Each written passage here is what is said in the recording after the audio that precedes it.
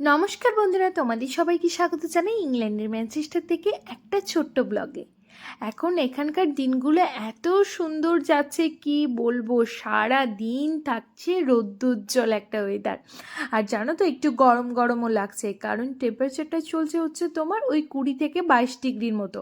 রাত্রেবেলায় তো আবার বাড়ি গিয়ে রীতিমতো ফ্যানও চালাতে হচ্ছে। যাই হোক, এখন আমি কাজে থেকে বাড়ি ফিরছি। আর জানো তো, আজকে জানি না হঠাৎ করে সকালবেলা ঘুম থেকে ওঠার পর থেকেই খুব পরিমাণে আমার কচু, পুঁই আর সাথে ছোটো মাছ দিয়ে তরকারি খেতে ইচ্ছা করছিল। আর দিদার হাতে রান্নার কথা খুব মনে পড়ে যাচ্ছিল। দিদা এই কচু, পুঁই আর সাথে ছোটো মাছ দিয়ে তরকারিটা দারুণ বানায়। সেটা আমি অফিস থেকে ফোন করে সঙ্গীতকে বলেও ছিলাম। আর যেমন বলার, সঙ্গীত দেখছি বাড়ি এসে তেমন কাজ। আজকেই আবার ভাগ্যক্রমে হাসান ভাই আমাদের বাড়ি বলেছিল আসবে।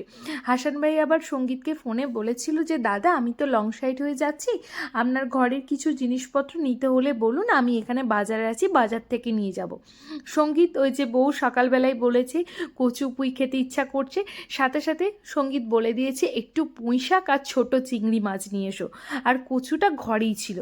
বাড়ি এসে আমি এতগুলো আয়োজন দেখে মানে সত্যি কি বলবো, অসংখ্য ধন্যবাদ হচ্ছে আমার কর্তামশাই আর সাথে হচ্ছে তোমার হাসানদাকে।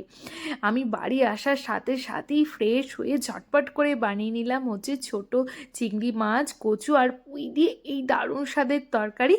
আর সাথে আবার হাসান ভাই কিছু বড় চিংড়িও এনেছিল, সেটার একটু বানালাম হচ্ছে কালিয়া, আর সাথে গরম গরম ভাত। সত্যি চারজনে মিলে জমিয়ে খাওয়া দাওয়া করলাম।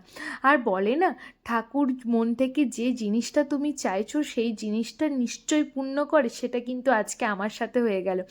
আমি সকালবেলা থেকে এত আমার মনটা চাইছিল যে খাওয়ার জন্য পুঁই শাক, সেই পুঁই শাক খাওয়ার আশাটা আজকে আমার ঠাকুর পূরণ করে দিল।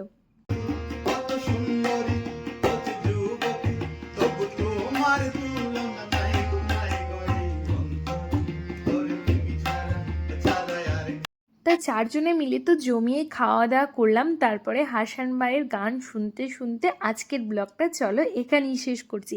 কেমন লাগলো এই ব্লগটা অবশ্যই কিন্তু কমেন্ট করে জানিও। ভালো লাগলে প্লিজ পেজটাকে একটু ফলো এবং লাইক করে দিও। আর যারা ইউটিউব থেকে দেখছো প্লিজ চ্যানেলটাকে একটু সাবস্ক্রাইব করে দিও।